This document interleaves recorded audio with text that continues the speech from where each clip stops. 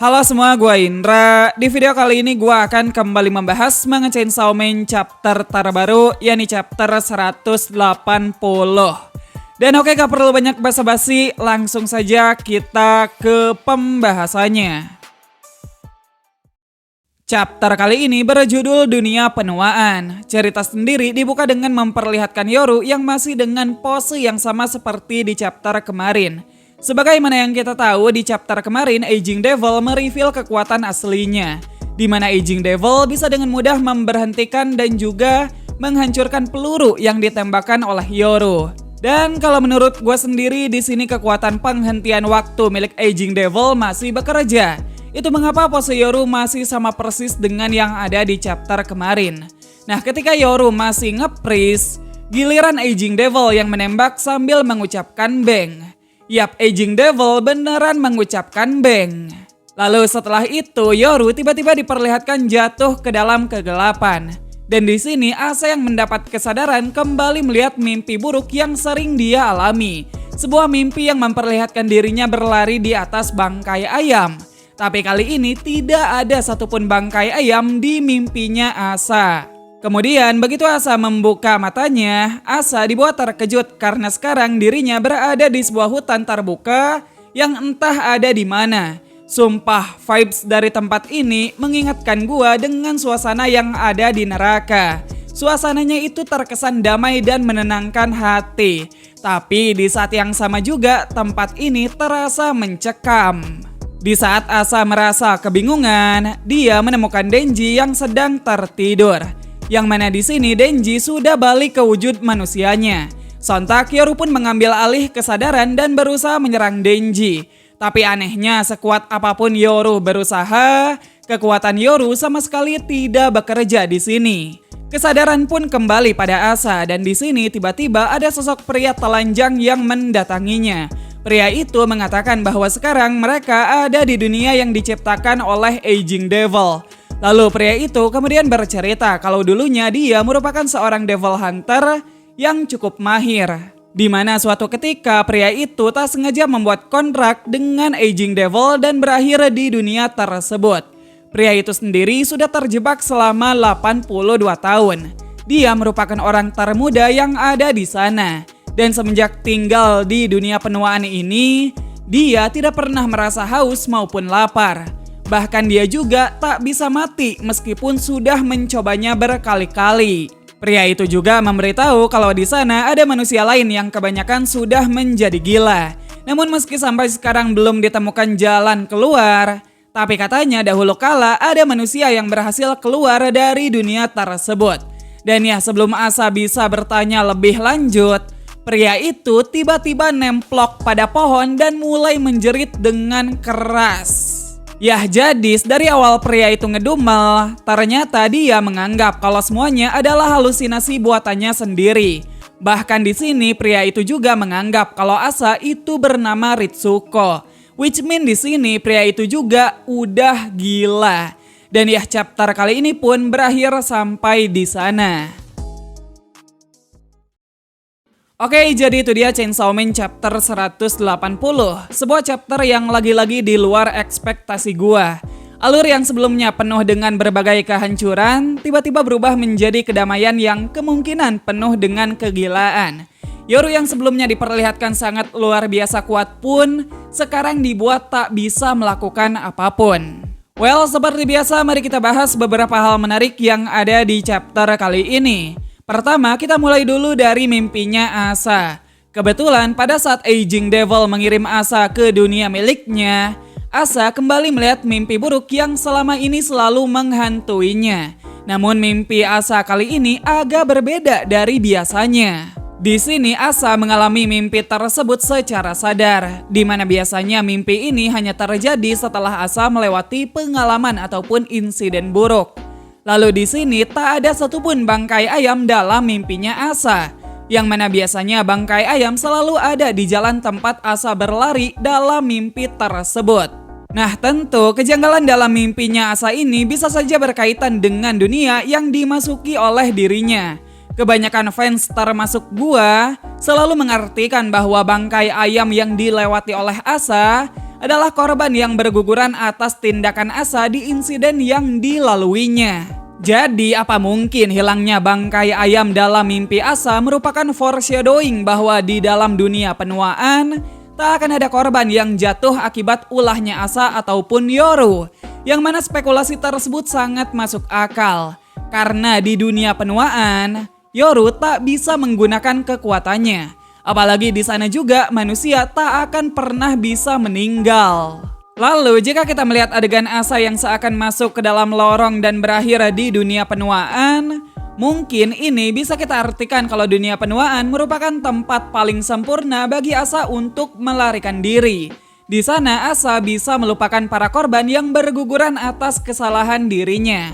Apalagi di sana Asa terjebak bersama Denji, orang yang sekarang dia cintai. Ya, jika kita kesampingkan dulu kegilaan yang akan datang, mungkin dunia penuaan bisa jadi sebuah surga, setidaknya untuk Asa. Di sini Asa gak perlu merasa bersalah atas dosa-dosanya. Asa bisa hidup bersama orang yang dia cintai. Dan Asa juga tak akan pernah merasakan kehilangan seperti yang selalu dia alami di dunia nyata. Nah, tapi meskipun dalam mimpinya Asa sudah tidak ada bangkai ayam, ada satu lagi detail menarik dalam mimpi tersebut, di mana ada 2 retakan panjang di jalan tempat Asa berlari. Sebelumnya retakan ini tidak pernah ada di dalam mimpinya Asa. Dan kalau menurut gua sendiri, arti dari 2 retakan ini adalah serangan lintas dunia yang dilesatkan oleh Yoru. Seperti yang kita tahu, Yoru telah melesatkan 2 peluru Gangades. 2 peluru tersebut ditembakkan dari Amerika menuju Jepang. Dan meski enggak disebutkan secara eksplisit, namun sudah jelas banyak sekali korban atas serangan Yoru tersebut. Dan ya, 2 retakan ini sangat cocok untuk menggambarkan 2 tembakan dahsyat dari Gangades. Secara baik tembakan maupun retakan tersebut sama-sama membentang lurus. Dan kalau merujuk pada mimpi buruknya Asa, di mana mimpi tersebut selalu kita kaitkan dengan gambaran Asa yang mencoba lari di atas korban-korban akibat ulahnya, maka asumsi terkait 2 retakan tersebut menjadi cukup masuk akal. Karena kalau para korban akibat tembakan Gangades digambarkan menggunakan bangkai ayam, maka jalan tempat Asa berlari tidak akan cukup untuk menampung bangkai ayamnya. Soalnya yang jadi korban itu terlalu banyak. Ya, kita akhiri saja bahasan tentang mimpinya Asa sampai di sana dulu. Dan mari kita beralih pada domain expansion dari Aging Devil. Pasti banyak dari kalian yang mengaitkan kemampuan Aging Devil ini dengan domain expansion, termasuk juga gua. Cuman ya, kemampuan pindah alam seperti tadi bukanlah hal baru di Chainsaw Man. Karena Hell Devil dan juga Falling Devil bisa memindahkan makhluk lain ke dalam neraka. Lalu mungkin yang paling mendekati kemampuan Aging Devil adalah Cosmo, salah satu haremnya Quan Chi. Di mana Cosmo sendiri pernah membawa Santa Claus masuk ke dalam perpustakaan raksasa yang ada di dalam kepalanya. Jadi kekuatan untuk membawa seseorang memasuki ruang ataupun dimensi yang berbeda bukanlah hal yang baru di Chainsaw Man. Well, terlepas dari itu, balik lagi, sebenarnya apa sih tempat ini? Apakah ini masih bagian dari neraka? Atau mungkin apakah tempat ini adalah surga? Ya, yang jelas tempat ini adalah dunia yang diciptakan oleh Aging Devil. Untuk sekarang kita sebut saja dunia penuaan. Sebuah dunia yang kayaknya tak memiliki konsep penuaan. Dan ya, kemungkinan dunia penuaan ini juga mengambil inspirasi dari awal mula manusia diturunkan ke bumi. Makanya latar belakang dari dunia ini merupakan hutan yang sangat damai sekali. Lalu sebagaimana yang sudah dijelaskan, di dunia penuaan ini manusia sudah tidak merasakan haus, tidak merasakan lapar, tidak bisa menua, dan juga tidak bisa mati. Dunia ini juga merupakan tempat penampungan bagi para manusia yang terikat kontrak dengan Aging Devil, di mana berdasarkan pengakuan dari pria satu ini, kemungkinan besar orang-orang yang terjebak itu kebanyakan orang tua yang menginginkan awet muda. Entah itu secara sengaja atau tidak sengaja mereka membuat kontrak dengan Aging Devil, Lalu apesnya mereka malah berakhir terjebak dan menjadi gila di dunia penuaan. Nah, salah satu yang menarik dari dunia penuaan ini menurut gua adalah garis waktu. Kita belum tahu apakah dunia ini memiliki garis waktu yang sama, lebih cepat atau lebih lambat dari dunia nyata. Namun jika kita melihat dari celana dalam yang dipakai pria ini, feeling gua waktu di dunia ini berjalan linear dengan dunia nyata. By the way, celana dalam ini bernama fundoshi, sebuah dalaman tradisional khas Jepang yang banyak digunakan sampai tahun 1900-an.